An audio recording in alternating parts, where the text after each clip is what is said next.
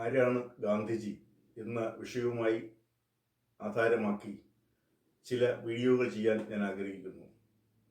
എൻ്റെ ഈ വീഡിയോ കുട്ടികൾക്കും അതുപോലെ തന്നെ മുതിർന്നവർക്കും ഒരുപോലെ ഉപയോഗപ്രദമാകും എന്നാണ് ഞാൻ വിചാരിക്കുന്നത്.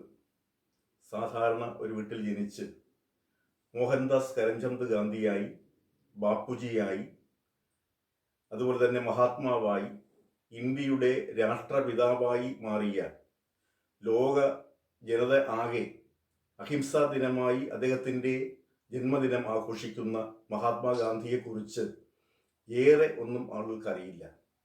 നമ്മുടെ രാഷ്ട്രപിതാവ് മഹാത്മാഗാന്ധിയാണ് എന്നും അദ്ദേഹത്തിൻ്റെ 1-2 ഓർമ്മ ദിവസങ്ങൾ മാത്രം നമ്മൾ ആഘോഷിക്കുകയുമാണ് ഇന്ന് ചെയ്യുന്നത്. എന്നാൽ യഥാർത്ഥത്തിൽ ആരാണ് ഗാന്ധി?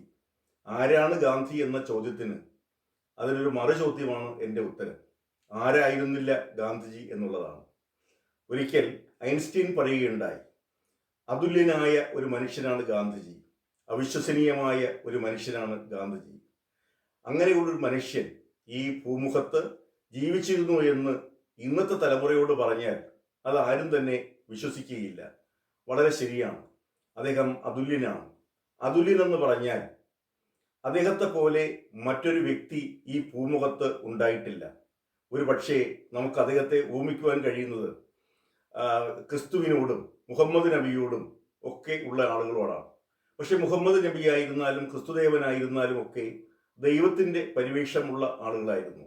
എന്നാൽ മഹാത്മാഗാന്ധി ഇന്നും നമ്മുടെ മനസ്സുകളിൽ പച്ചയായ ഒരു മനുഷ്യനായിട്ടാണ് ജീവിച്ചു പോരുന്നത്. അതാണ് മഹാത്മാഗാന്ധിയുടെ മഹത്വം എന്ന് പറയുന്നത്. ആ മഹത്വത്തിലേക്കാണ്, എങ്ങനെയാണ് അദ്ദേഹം മഹാത്മാവായത് എന്നാണ് നമ്മളിവിടെ ചിന്തിക്കേണ്ടത്. അതുപോലെ തന്നെ പ്രശസ്തനായ നാടകകൃത്ത് ബർണാഡ് ഷാ അദ്ദേഹത്തെക്കുറിച്ച് പറഞ്ഞത്, ഏറ്റവും ഉത്തമമായ ഒരു പൗരനായി മാറുവാനായിരുന്നു അദ്ദേഹം ആഗ്രഹിച്ചത്.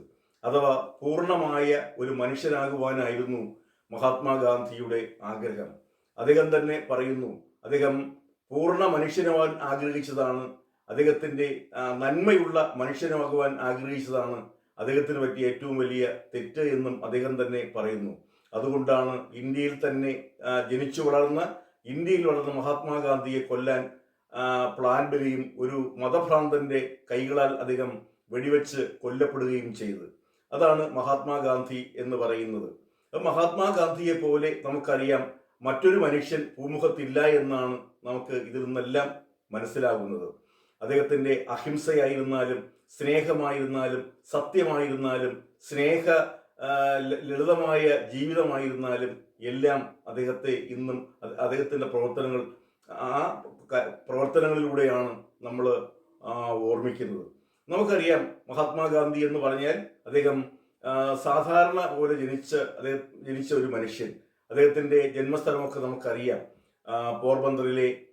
പോർബന്തറിലാണ് അദ്ദേഹം ജനിച്ചത്. ഇന്ന് ആ പോർബന്തർ എന്ന് പറയുന്നത് ഗുജറാത്തിലാണ്.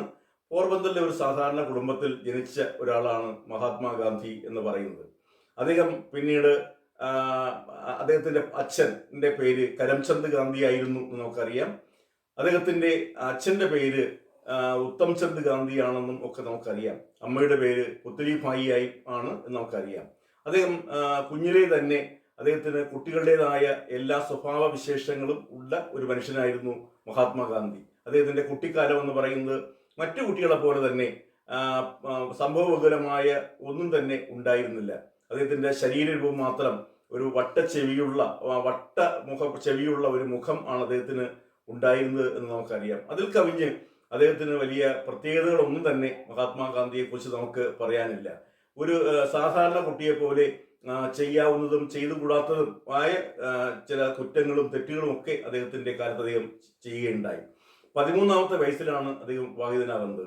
അന്നത്തെ ആചാര നടപ്പനുസരിച്ച് ശൈശവ വിവാഹം ആയിരുന്നു ഉള്ളത്. അതിൻ്റെ അടിസ്ഥാനത്തിലാണ് 13ാമത്തെ വയസ്സിൽ അദ്ദേഹത്തിനോടൊപ്പം തന്നെ പ്രായമുള്ള കസ്തൂർബ എന്ന 13 വയസ്സുകാരിയെ അദ്ദേഹം വിവാഹം കഴിച്ചത്.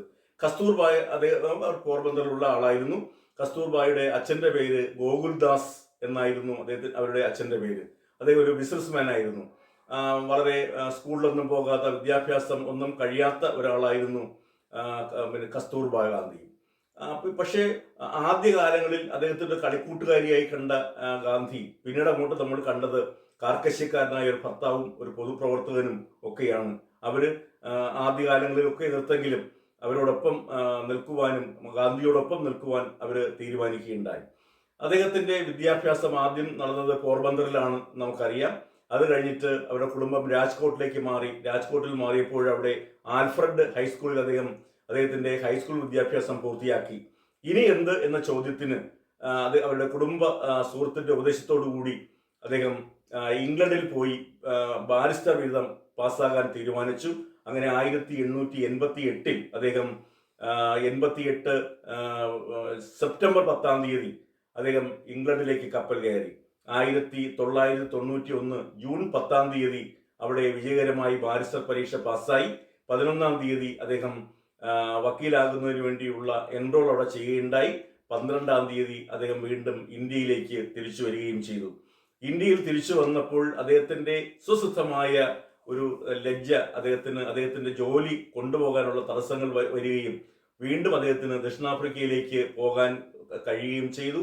ആ ദക്ഷിണാഫ്രിക്കയിലുള്ള യാത്രയാണ് അദ്ദേഹത്തിന്റെ ജീവിതത്തിലെ വഴിത്തിരിവായി മാറിയത്. അപ്പൊ ഞാനിവിടെ തുടർന്ന് വരുന്ന വീഡിയോകളിൽ അദ്ദേഹം മഹാത്മാവായ കഥയാണ് ഞാൻ അല്ലെങ്കിൽ ആ പ്രവർത്തനങ്ങളാണ് പറയാൻ ആഗ്രഹിക്കുന്നത്. ഇങ്ങനെ സത്യത്തിനും നീതിക്കും ധർമ്മത്തിനും സഹന സമരത്തിനും അഹിംസയ്ക്കും വേണ്ടി നിലകൊണ്ട ആ മനുഷ്യനെ കുറിച്ചാണ് നമ്മൾ പറഞ്ഞത്. ഇങ്ങനെയുള്ള ഒരു മനുഷ്യൻ ലോകത്ത് മറ്റൊരിടത്തും ഉണ്ടായിട്ടില്ല എന്ന്. അടുത്തൊരു വീഡിയോയുമായി നമുക്ക് വീണ്ടും കാണാം. ഇത് എല്ലാവരും ഒന്ന് ഷെയർ ചെയ്യുവാനും അതുപോലെ തന്നെ എല്ലാവരിലേക്കും എത്തുന്നതിനും ഉള്ള സംവിധാനം ഉണ്ടാക്കണമെന്നുകൂടി അഭ്യർത്ഥിക്കുന്നു.